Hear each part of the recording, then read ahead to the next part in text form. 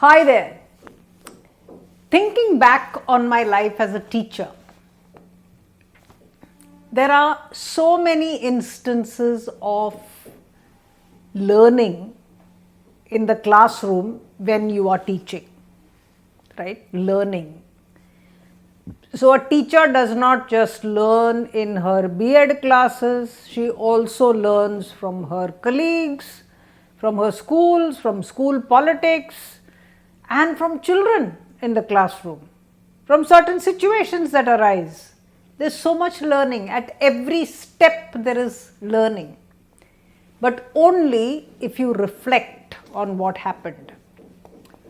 So, when we are in the classroom and there is, let us say, a certain problem that happens, what happens is you are involved in that problem. So, your responses are highly emotional, or they are full of criticism or analysis or something where you are not outside the problem looking at it objectively. But later on, there is an opportunity when you look back to think about what happened and to learn something from it. That's why they say you should be a lifelong learner. So this is a new series, Tales from the Classroom, and it's going to be interesting. This is Usha Pandit, your Mindsprings English teacher. I want teachers also to write into me and tell me tales from their classrooms, and I'm very happy to share them on this channel. Today I'm going to talk to you about the time when I was teaching a grade 12 class, and the teacher who was in the other section suddenly left because there was some emergency and they couldn't find a teacher. In those days, we used to have classes where there were 45 children in the classroom, big classes. And this was a 12th grade, we were doing English, and now instead of 45, I had 90 students in the classroom. So they put two classes together and gave me these 90 students. There was a lot of worries about how teachers would manage these 90 students. So it was not just me, there were also other teachers who were taking these two classes together, and there used to be constant talk about the problems that they were having, the discipline problems, etc., etc. In those days, we ruled children with an iron hand. This I'm talking about 30 years ago, long time. Today, you are not allowed to do many things, and we have evolved. We don't think like that anymore. But in those days were the days when the teacher's word was law and strict discipline was expected, and children had to be completely silent when you entered. That sort of era, right? It's not that children didn't make a noise and did not screech around. They did. Naturally, they are children. But this was the expectation. So, of course, as part of that group, I ruled them with an iron hand.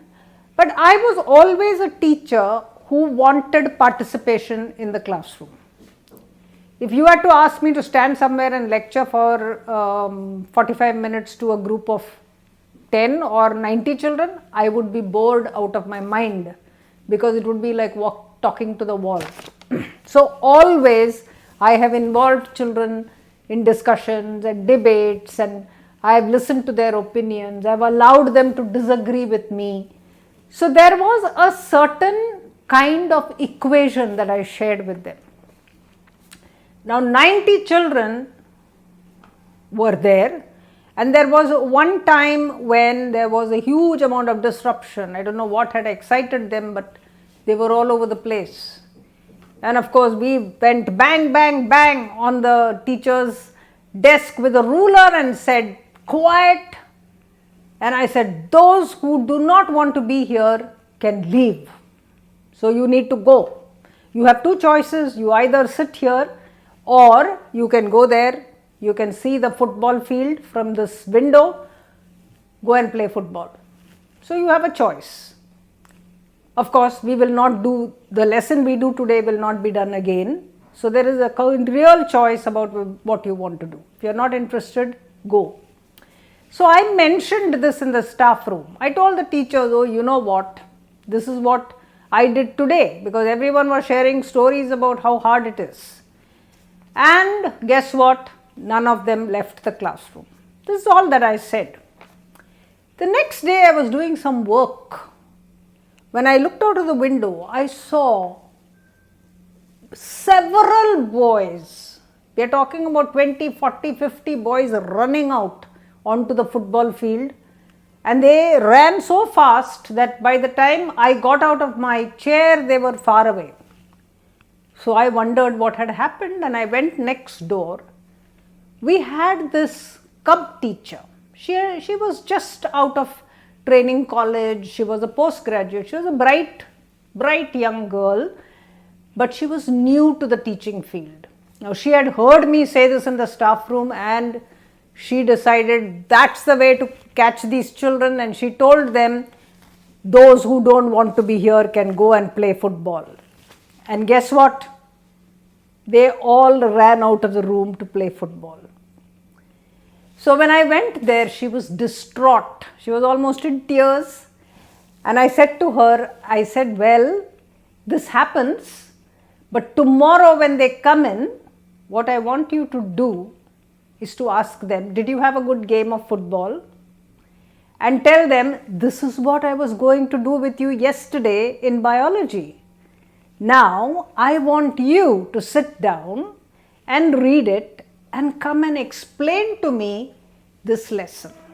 That would be a good use of football and of the biology class that you missed. But do not shout at them. Do not show that you were upset. Be absolutely cool. I remember giving her this advice. But later on, guys, I reflected on what had happened, and I decided that the same disciplinary rule does not apply to every class or every teacher. Your equation with children is very important in how you deal with them. So these were some of the thoughts that came into me. And when you reflect and process things like this, you become actually very wise to how you should respond to new problems that crop up. So that's what teachers should do. I also thought that earning trust, respect, why didn't the students run out of my class? I was wondering. Possibly because I allowed them to participate fully in the class. Possibly because they enjoyed that process of giving their opinions, disagreeing with the teacher. They found power in it, which is all good. But if you don't have that equation, you need to have a different strategy to keep them with you. So the differentiation among teachers is something that we don't often consider. We try to give the same advice to everyone. We think that the teacher is one unit and certain formulae will work with all teachers. That is a mistake. I would even say the same person should not overdo the same formula. So if I were to repeat that constantly, it wouldn't work for me either.